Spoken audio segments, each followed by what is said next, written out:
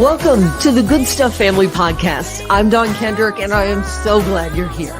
This is the place you're going to find genuine inspiration in authentic, vulnerable stories that are distinctly different than anything you'll see in mainstream media. The story that binds all of these together, it's my own testimony. A candid, transparent story of my own journey. Holy shifts, grit, grind, divine design. Stories from a former news reporter with a renewed purpose. Welcome to the family.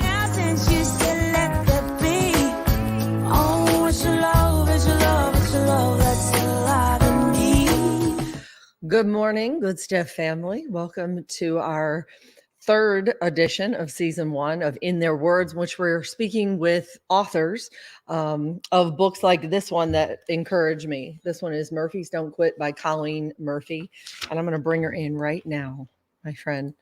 Good morning, sunshine. Good morning. Good morning. All right. So this is the third episode that we've done with you. So we're on chapter 3. I debated if we set the whole story up with the story that Timmy Zell did. But let me just tell y'all, if you're just checking in on this one, I would encourage you to go back to the Good Stuff Family with Dawn Kendrick on YouTube. Subscribe if you don't mind. And you can check out the first and second chapters and the whole setup. But Colleen, thank you again for waking up at the crack of dawn, if you will. No problem. Happy to be here. Will you do us a favor though and just set us up briefly again? This chapter is about forgiveness, sort of, isn't it? It really is. But set us up about the situation that you again couldn't have scripted and wouldn't have scripted through this journey through traumatic brain injury with Lauren. This is hard. So set us up Sure. what it was that you started journeying through that day when you were just in your car like any other ordinary day. So I got a call that every parent fears. I received a call from a Los Angeles detective who was letting me know that my daughter was involved in a serious accident and she had been hit by a car while she was out running. Now, once we got the news, we boarded the first plane we could to head to LA, and we weren't even sure if she'd be alive when we got there. It was that bad. So, we in the book in chapter 3 that I'm going to read today, I talk about when we met the driver. He came to the hospital, and that's where the chapter starts. And our journey was long, and even the book only tells a small portion of it. But she is a miracle. Spoiler alert: the girl lived. But chapter 3 is where I pick up where we met the driver. And let's just show these pictures quickly. This was Lauren when she was working in LA before New York. Working in New York, but was on LA on business. Got it. That's right. Yeah. Okay. So there she is. And then when you got that phone call, this is what you were going to find. And I love how descriptive your writing was, that you felt like you were walking in quicksand, getting down the hallway of that hospital, because in a minute, in a second, this is how all your lives change. But there's hope is the whole point of this story. Like you just said, spoiler alert. Let's just take a look now, if we can, at this picture, because you guys are doing a speaking circuit now, encouraging others like our listeners right now to just keep taking the next best step. In Lauren's case, literally. So if you don't mind, would you go ahead then? Let me pull you up. There you go. Okay. Would you mind to go ahead then? This is chapter 3, meeting the driver. In the book again is called Murphys Don't Quit with Colleen Murphy. By midweek, we had the ICU figured out. We knew when the team did rounds where we could store our leftover food, nowhere, and where we could curl up on a couch for a nap in the waiting room, nowhere. Cedars-Sinai was an impressive hospital, but when it came to comfort for the growing wave of visitors, I would have to give them a thumbs down. More and more of our friends and family were arriving, and we were busting at the seams.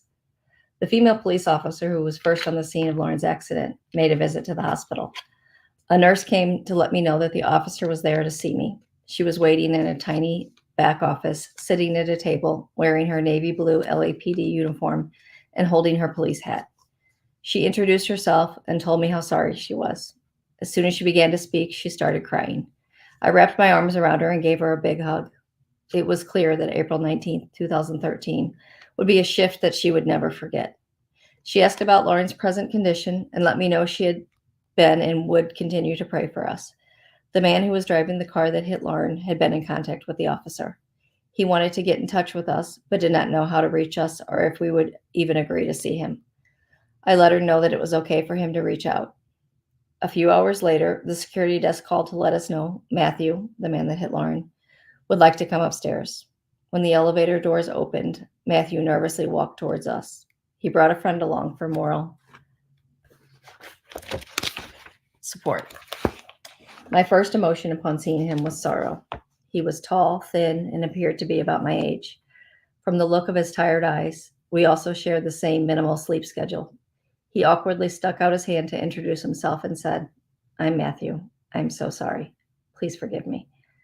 I went in for a hug instead of a handshake, and through my tears, let him know there was nothing to forgive. It was an accident, a tragic accident, and it wasn't his fault. Matthew was still shaky, but I could tell a huge weight had been lifted. We did not invite him to go back and see Lauren, nor did he ask. I couldn't begin to imagine the amount of courage it took him for him to come and offer his apology. Minutes later, a man and woman came off the elevator looking for the Murphy family.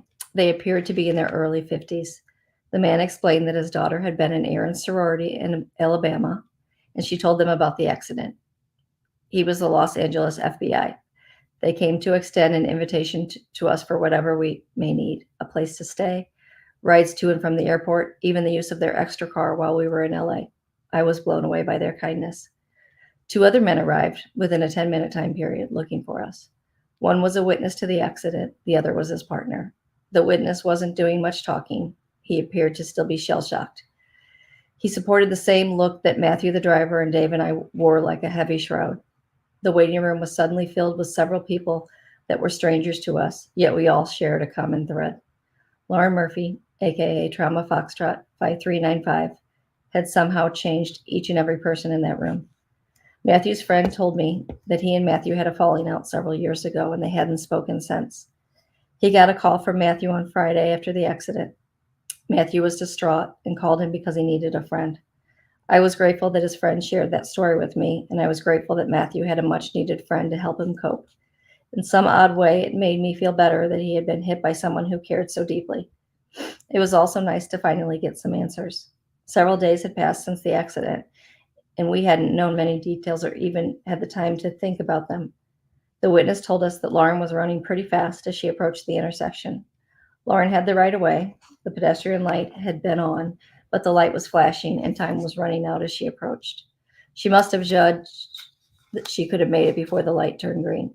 Unfortunately, a box truck was in the left turning lane, pulled up too far, blocking her view of oncoming traffic. The light turned green and a car approached at around 40 miles per hour, just as Lauren entered its path. Drivers coming the opposite way could see the situation unfolding and honked to try to warn her. Lauren was holding her phone, listening to music with her earbuds, and couldn't hear their warning.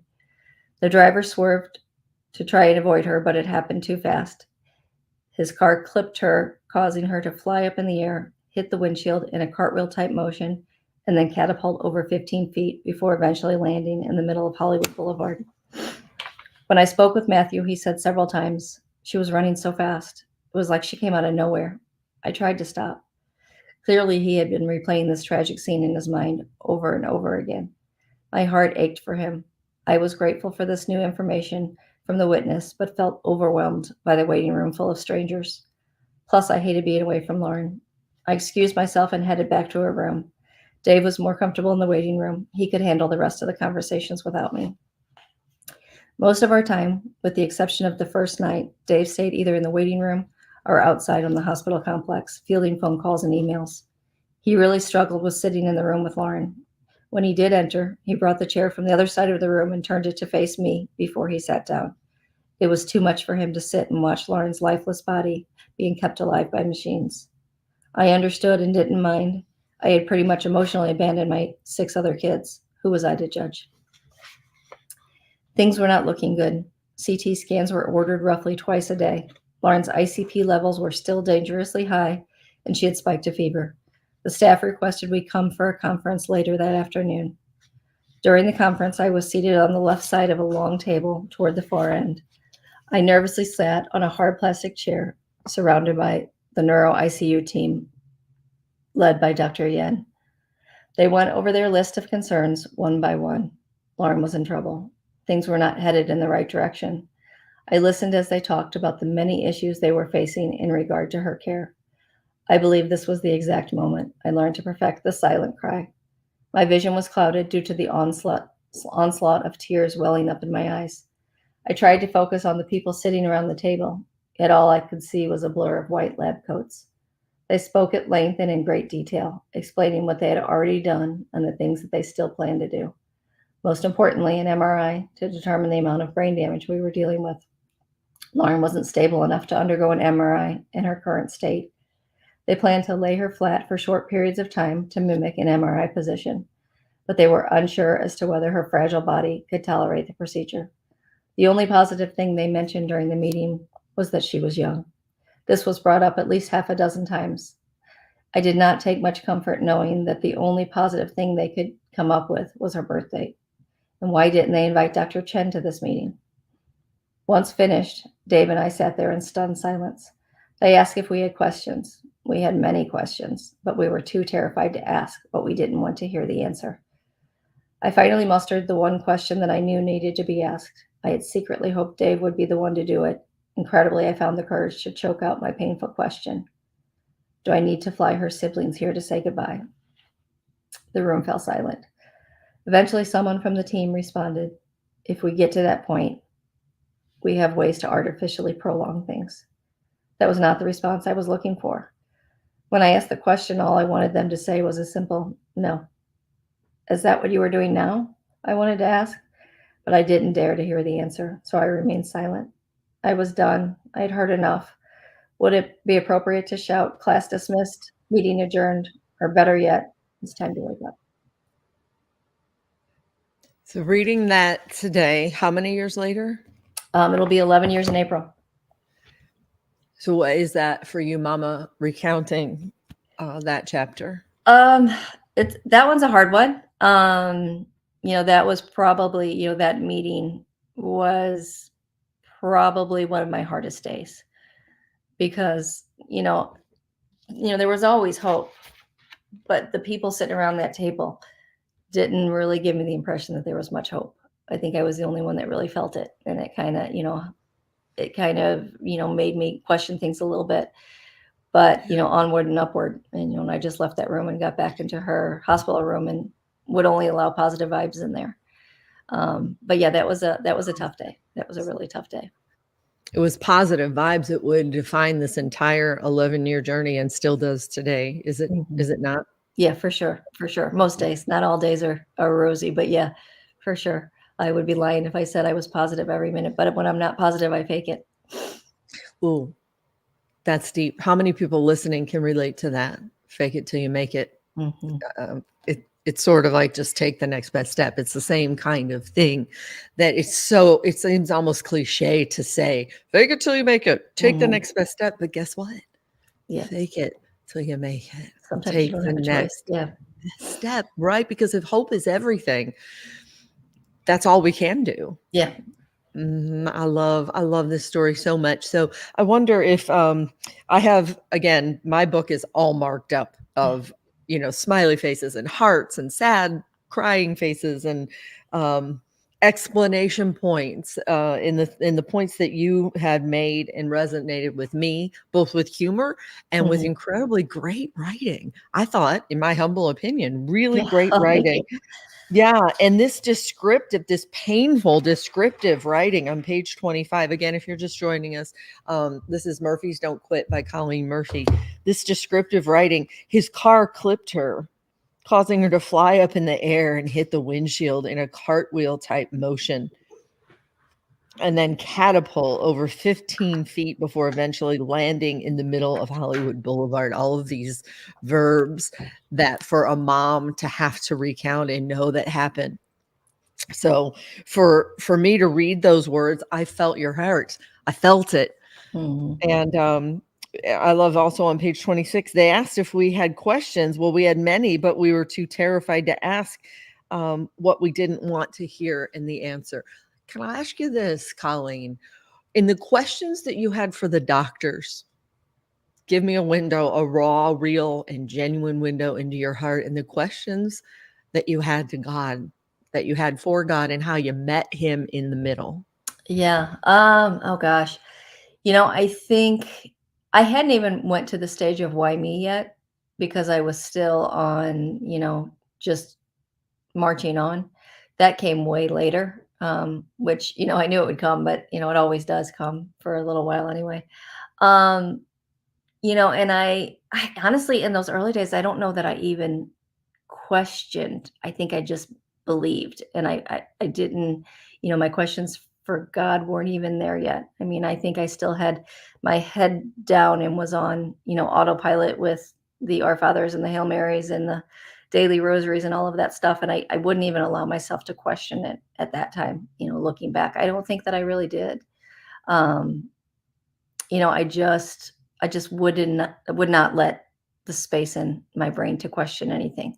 But I did have an overwhelming sense of peace that everything was gonna be okay for whatever reason. And we both, I went to Catholic grade school, Catholic high school, same high school that Lauren went to. And the one Bible verse that I had memorized, because I think even the staunchest Catholics would agree that typically back when we were in school, we weren't really memorizing the Bible so much. Mhm. But the one that I've had in my head forever and ever is Philippians 4, 6, 7. Be anxious for nothing, it says. And it ends with the peace of God that surpasses all understanding, protects your hearts and your minds. And that's the exact words. You had that peace. Mhm. Yeah, my faith was strong going in, which I think was a big help. So there wasn't that questioning early on, which obviously, it came later, that's just part of being human. But I never had, it wasn't like I was a stranger to me. I think would be the best way to describe that. That I feel like, it was easy for me to feel him with me because I felt him with me often. And you know what? Especially this week, it's popped up several times in meditations, the language that I often refer to in talking about my friend Chappelle, who is blind. He said he would have conversations with God all night when he was sculpting. Conversations. And when you get to that point, it's like a whole different level. It Mhm. was that the case with you? Were you and it yeah, it Yeah. includes really God, really. Tell me about Yeah. those Um, conversations you had. yeah. So, later, when we were in the rehab process, I would come home after a rough day, and it's in the book in a later chapter, and I would literally cry out. And, I had my own apartment in Chicago, and, I had the whole floor to myself. Luckily, I didn't have neighbors, but I would literally just cry out, fix her, please fix her, show me how to fix her. And, those were some really low moments in my journey, not Lauren's journey, in mine, because I just needed to find a way, and I knew there was a way, but I needed someone to guide me to, how am I going to piece her back together as best I can. And then as a mama, you felt such responsibility and complete reliance on Dr. Chen and these doctors. So I want to again, if you're listening in podcast mode, the Good Stuff Family with Don Kendrick on YouTube, you can see these videos. But so this is what they had to remove part of her skull. Mhm. Let me take this off and then replace it with this. And so I mean, we just take for granted if you're listening right now. Did you wake up and did you think about if your skull was intact? I mean, we just don't.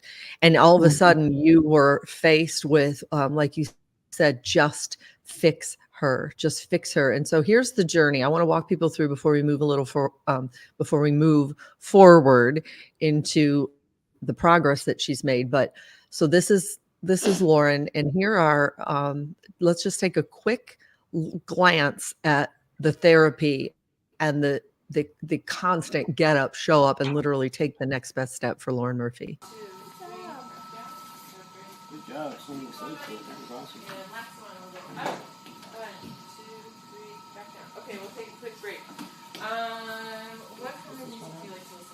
Very good.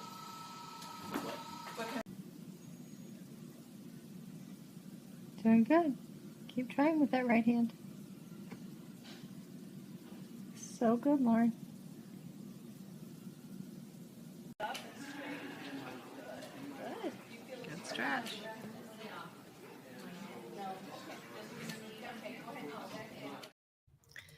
So relearning, when you watch that, we give us a window into that, the tenacity that it took, the commitment, the courage to allow hope a window in. Sure. What was it you had to do tangibly side by side with her?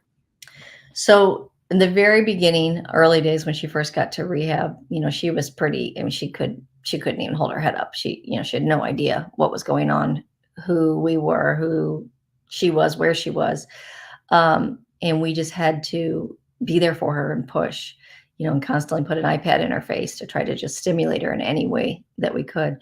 And her therapist, who was her physical therapist, who was amazing and would let us, all come to therapy with her. So she always had a group of cheerleaders. In that first video, one of her younger sisters is behind her as she's, trying to relearn how to walk. But, we would just have to, totally cheer her on whenever she was ready to quit. Now, when she was ready to quit, it wasn't even like you or me where we can process and think, okay, I'm done with this. I'm just going to quit. She would just, walk away. She had no idea. She'd be walking the hall. She'd try to open every door handle. There would be like these laundry hampers with a plastic lid. She would try to open every lid.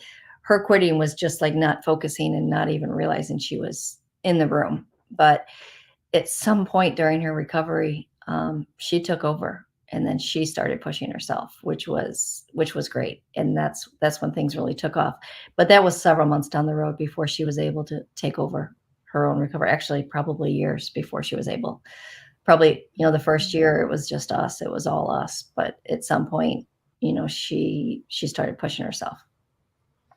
The reporter in me listens for sound bites, and I heard what you just said, that eventually she was able to take over and she took off.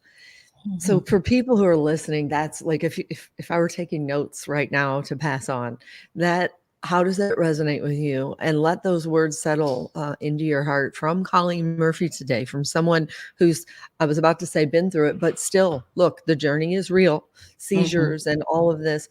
But can I just say, the hope, when you talk about hope, look, this picture, let me find it.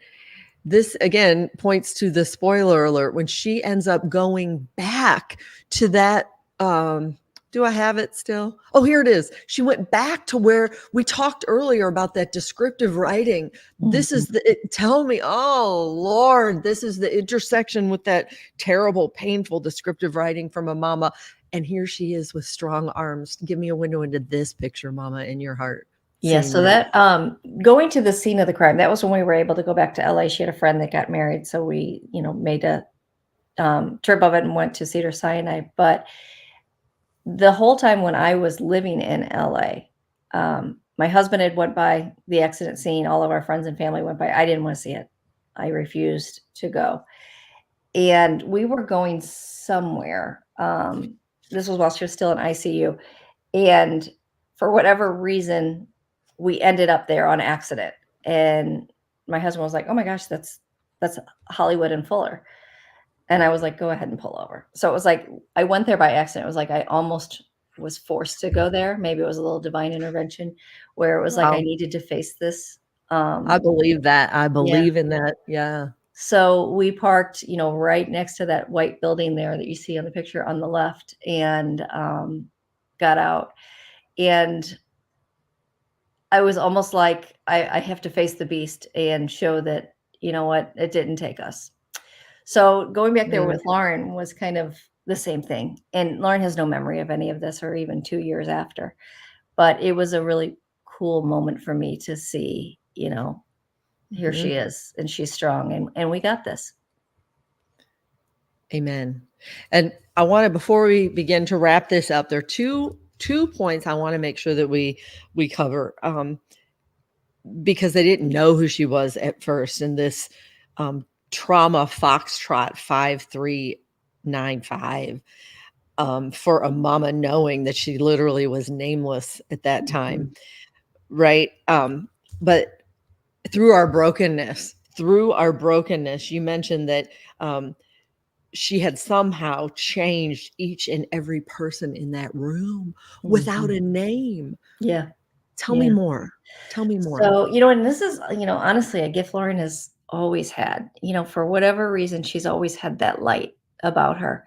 And, I talk about, I don't know if I talked about in the first 3 chapters or if it's later, but that one of the doctors, Dr. I think it's Dr. Wynn in the book. I changed his name, but he was just like a very cold and matter of fact, but somehow, before we were discharged, he was, a little bit warmer, and somehow even in a coma, she was able to win him over.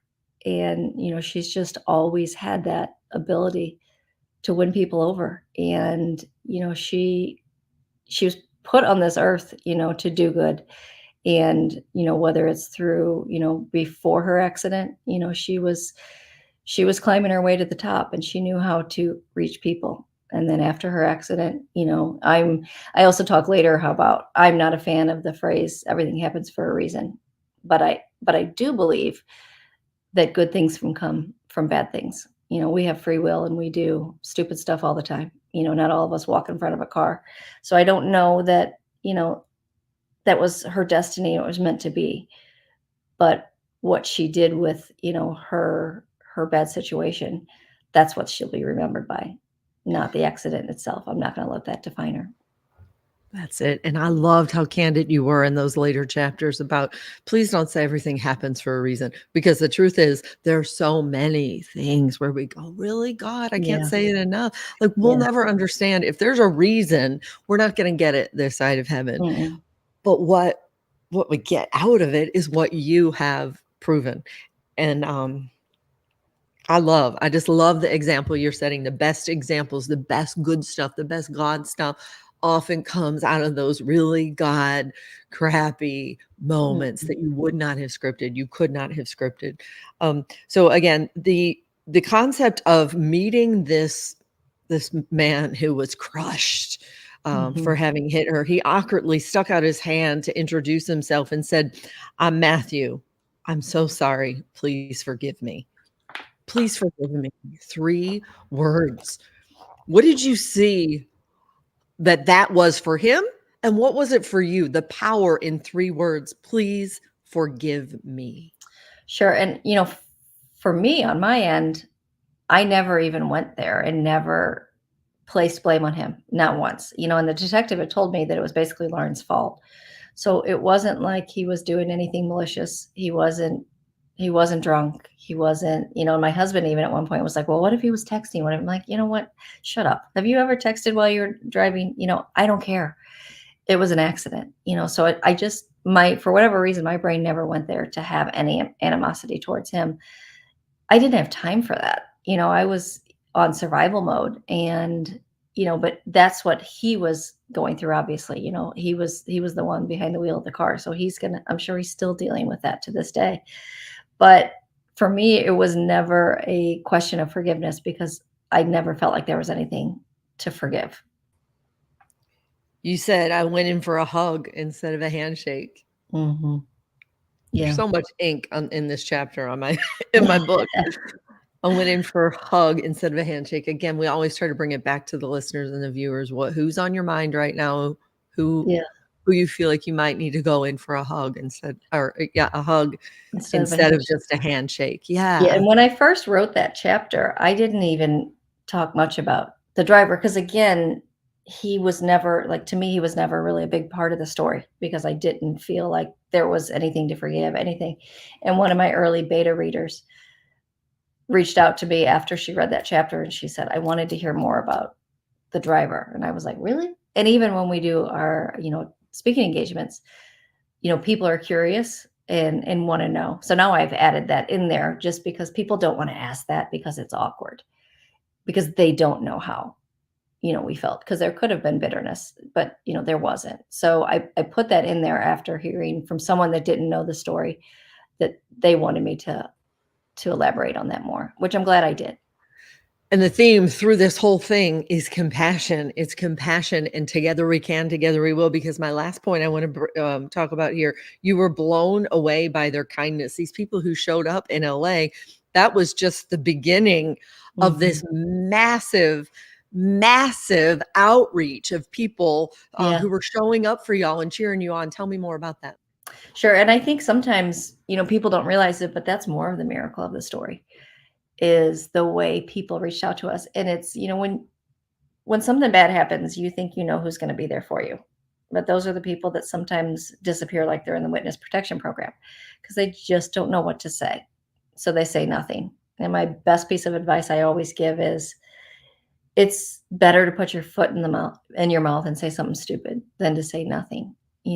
People don't know that you're thinking about them, that you're praying for them, that you care about them, if you say nothing because you're embarrassed and you don't know what to say. I'm sure I've said the wrong thing a gazillion times, but since that day, I now always say something, and I try to reach out. And it was the strangers or the friends of friends that were the ones that made me feel like, the whole world had our back. And, Ooh. another thing I always tell people is, don't bring food, and that's our first Right. thing I that love we that do. part where you wrote about it. There's so Yeah. much food. Yeah. We don't know what else to do. And Yeah. so, yeah. So And think I love outside the box. I got someone dropped off Tide Pods, something right. simple, but I remember who dropped those off. I don't know who dropped off all the lasagnas. And now I have a hankering for lasagna. No, but and it takes grace through all of this because, like you said, we don't know what to say. So you extended the grace to people who, maybe stepped out of their comfort zone to just say something. So again, that's advice for all of us through your journey and through your, I'll say it again, couldn't have scripted, wouldn't have scripted story. We all can learn. And that's ultimately, that's how I believe that, I get up every morning because the good stuff is right there for the taking when we keep taking the sure. next best step like you have. So you guys are doing the speaking circuit now, sharing exactly that. And that's why I love to show this picture. You said that she always was able to draw people in, I think was your words or something. Light up a I room, can yeah. light up a room. I can attest to that because I have her her business card. I cherish this because at Incarnate Word, she came right up. We were chatting. She said, "Hold on, I'm going to go get you a card." That's how I ultimately found you. She's this fantastic ambassador, and then this is the now the rest of the story. This is Lauren and Colleen Murphy doing speaking engagements. So, do you want to tell people how they can find you? Maybe if they want to book you Sure. for a speaking engagement. Sure. So we have a website, which is murphysdon'tquit.com. There is a contact tab on there that will take you right to you can send a message. It goes right to my email. We also are on Facebook at Lauren Murphy Recovery page. Instagram, YouTube, and Twitter is at Murphys Don't Quit. We respond to every single message we get. Also, the book's available on Amazon. We have it on my website too, but it's cheaper on Amazon. So unless you want a signed copy, it's cheaper for you to get on Amazon. You can have it within 24 hours. Sometimes I get overnight delivery, which is fabulous. I don't know about the book, but all of those, important things that I need overnight, which is crazy. But so you can reach us in any of those social medias. And, Lauren loves hearing from people. It's, it's her window to the outside world. And, it really brightens her day to get, messages and comments on her pages. And I want to close it out by saying that as you go through this book, not only you get all this great advice that we tapped on, there are also 5 keys. The first, can you tell us the 5 keys, 1 through 5, that will resonate, I promise, with people who are listening right now? You're going to choose at least one that you could work on as well. Run me through the 5 keys that you learned. Sure. Number 1 is show up. Number 2 is find your cheerleader. Number 3 is kindness is free. Number 4 is work hard. And number 5 is never give up. And I feel like, again, this is chapter 3. So we've shown this before, but I feel like we have to end again with this commencement ceremony in which Lauren nails it. She says all five of those. And here you are worried. And didn't she come up and say, hey, make sure you're rolling now. Don't Oh, that forget was to when we be did on somebody. a speech in New York. I had my tripod all set up, and she came over. I thought there was something wrong, and she's like, "Make sure you turn that on." I was like, "Okay, I got it."